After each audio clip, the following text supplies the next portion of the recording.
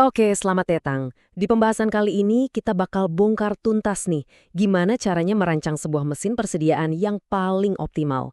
Bener-bener dari nol sampai ke strategi paling canggih. Oke, langsung aja kita mulai ya. Kita akan berangkat dari masalah utamanya dulu. Terus dari situ kita bangun solusinya bareng-bareng, step by step. Mulai dari gimana cara kita nebak permintaan, sampai nanti kita bahas strategi-strategi yang lebih kompleks. Jadi gini, mau bisnis Anda itu sekecil warung kelontong di pojok jalan atau sebesar pabrik manufaktur raksasa, semuanya itu tanpa terkecuali menghadapi satu tantangan logistik yang sama. Tantangan yang fundamental banget. Yuk kita lihat. Nah, ini dia nih biang keroknya. Di satu sisi, buat bikin barang dan ngirim lewat laut itu bisa makan waktu berbulan-bulan loh. Tapi di sisi lain, coba lihat pelanggan sekarang. Sabarnya tipis banget. Mereka maunya barang sampai dalam hitungan hari, atau kalau bisa ya jam. Kesenjangan waktu yang gede banget ini, nah inilah yang kita sebut lead time gap. Dan inventaris atau stok barang yang kita simpan itu sebenarnya adalah jembatan. Jembatan yang sengaja kita bangun buat nutupin gap yang menganga itu. Oke, pertanyaannya sekarang gimana cara kita mulai bangun jembatan ini? Ya, langkah paling logis pertama tentu aja adalah dengan mencoba jadi peramal. Kita harus bisa memprediksi apa sih yang bakal dibutuhkan pelanggan, bahkan sebelum mereka kepikiran buat minta. Biar kebayang, kita pakai contoh nyata ya. Coba bayangin ada perusahaan servis kapal di FTZ Batam. Nah, ini kan pusat logistik yang super strategis tapi juga super kompleks. Gimana cara mereka kerja? Caranya, ya mereka lihat data masa lalu. Data historis kayak gini tuh emas banget. Dari sini mereka bisa lihat polanya, menghaluskan lonjakan-lonjakan permintaan yang aneh, supaya, yaitu prediksinya untuk masa depan jadi jauh lebih akurat. Salah satu metode paling simple namanya moving average atau rata-rata bergerak. Gampangnya, mereka tinggal ambil data permintaan 3 bulan terakhir, dijumlahin, terus dibagi 3. Udah, dapat deh angka perkiraan kasarnya. Nah, dari hitungan tadi, hasilnya kan koma-koma tuh, sekitar 61,67. Ya jelas, harus kita bulatin ke atas jadi 62. Kenapa? Ya masa kita mau nyetok 2/3 busi, kan nggak mungkin. Harus utuh satu unit. Oke, prediksi udah bisa. Tapi ada masalah baru. Bayangin kalau kita harus meramal setiap item satu-satu. Wah, itu nggak efisien banget. Makanya kita butuh sistem buat nentuin prioritas. Mana yang penting, mana yang nggak. Nah, disinilah analisis ABC masuk. Ini adalah metode keren yang pada dasarnya menerapkan prinsip Pareto atau yang mungkin Anda lebih kenal sebagai aturan 80/20 langsung ke dalam manajemen gudang kita. Coba deh perhatiin. Cuma generator sama sistem navigasi aja yang jumlah jenis barangnya sedikit ternyata memakan lebih dari 90% nilai total investasi di gudang itu. Wow! Nah, inilah yang kita sebut item kategori A. Jadi, intinya apa? Intinya, cara kita ngaturnya harus sebanding sama berat dompetnya.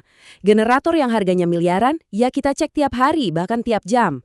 Tapi baut sama mur yang harganya receh, ya cukuplah dicek beberapa bulan sekali. Oke, mantap. Kita sekarang udah tahu barang mana yang harus jadi fokus utama. Tapi pertanyaannya belum selesai. Pertanyaan berikutnya adalah, berapa banyak sih kita harus pesan? Dan yang nggak kalah penting, kapan pasnya kita harus pesan? Ini tuh masalah tarik ulur klasik dalam optimisasi. Kalau kita pesen pupuknya banyak sekaligus, biaya sewa kapalnya jadi lebih murah per tonnya. Tapi, gudang kita jadi penuh, dan biaya sewa gudang jadi bengkak. Serba salah kan? Tenang, ada rumusnya buat nemuin titik tengah yang pas. Namanya Economic Order Quantity atau EOQ. Kita cuma butuh 3 info kunci. Total permintaan setahun, biaya sekali pesan, misalnya sewa kapal, sama biaya simpen per tonnya. Rumus ini intinya cuma nyari titik impas. Titik di mana biaya pesan yang makin murah ketemu sama biaya simpan yang makin mahal. Nah, titik temunya itu yang paling optimal. Dan walah, hasilnya ketemu. Biar biaya sewa kapal dan biaya sewa gudang seimbang, pas, dan efisien, koperasi ini harus pesan tepat 400 ton pupuk setiap kali order. Nggak lebih, nggak kurang. Tapi tunggu dulu, tahu jumlahnya aja nggak cukup kan? Percuma kita tahu harus pesan 400 ton kalau kita telat pesannya. Nah, momen krusial untuk pencet tombol order inilah yang ditentukan sama yang namanya reorder point atau titik pemesanan ulang. Di sistem modern, ini semua udah otomatis. Bayangin gini, Ada sensor yang ngelihat stok reagen di lab tinggal 19 liter. Trigger, sistem langsung otomatis bikin pesanan baru. Sambil nunggu 7 hari barangnya datang, stok yang ada terus kepake. Pas banget barang baru tiba, stok lama menyentuh level paling minimum atau safety stock. Keren kan, semuanya jalan sendiri. Oke, dari tadi kita ngomongin terus cara ngatur stok biar optimal. Tapi, gimana kalau saya bilang ada strategi yang lebih radikal? Yaitu, menghilangkan stok sama sekali. Gimana tuh caranya? Di sini kita ketemu dua aliran atau filosofi besar. Pertama, sistem push atau dorong. Ini artinya kita produksi barang dulu berdasarkan ramalan, terus kita dorong ke pasar. Kedua, sistem pull atau tarik. Nah, ini kebalikannya. Kita baru produksi kalau udah ada pelanggan yang mesen. Jadi pesanannya menarik proses produksi. Kita balik lagi ke contoh. Ada UMKM filet ikan. Pakai sistem push, mereka untung sih sekitar 875.000 sehari. Tapi ada kerugian tersembunyi. Karena ramalannya nggak mungkin 100% pas, setiap hari ada aja 35 kg ikan yang busuk dan harus dibuang. Sekarang, coba lihat pas mereka ganti ke sistem pull. Mereka baru potong dan file ikan kalau ada orderan masuk. Hasilnya, keuntungan hariannya langsung lompat jadi 1,8 juta. Lebih dari 2 kali lipat. Kenapa? Simple. Produk yang busuk jadi 0. Wah, kedengarannya sistem pull ini sempurna ya. Tunggu dulu. Sistem pull murni ini juga punya resiko gede loh. Apalagi buat pabrik di Batam yang bahan bakunya impor. Coba bayangin, cuma karena ada satu badai di laut yang bikin kapal telat datang, seluruh pabrik bisa berhenti produksi. Bahaya kan? Nah, inilah yang membawa kita ke solusi pamungkas. Yang paling canggih.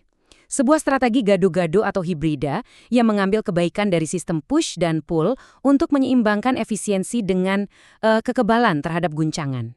Namanya decoupling point atau titik pemisah. Coba bayangin ini kayak dam atau bendungan di tengah sungai. Di belakang bendungan, airnya ngalir deras dan massal.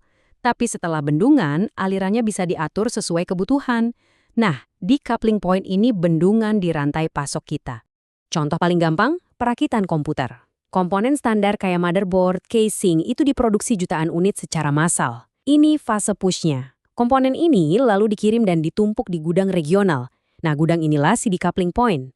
Begitu Anda pesan komputer dengan spek khusus, misalnya minta RAM 32 GB, barulah proses perakitannya ditarik dari gudang itu. Ini fase pull-nya. Strategi ini jenius banget kan? Perusahaan jadi kebal dari gangguan pengiriman di hulu, tapi tetap bisa super responsif sama maunya pelanggan di hilir. Ini pelajaran penting banget soal desain strategis. Nah, pertanyaannya sekarang buat kita renungkan. Kalau inventaris itu jembatan, dan decoupling point itu bendungannya, di bagian mana lagi dalam bisnis atau bahkan hidup kita bisa membangun bendungan serupa untuk menyeimbangkan efisiensi dan responsivitas?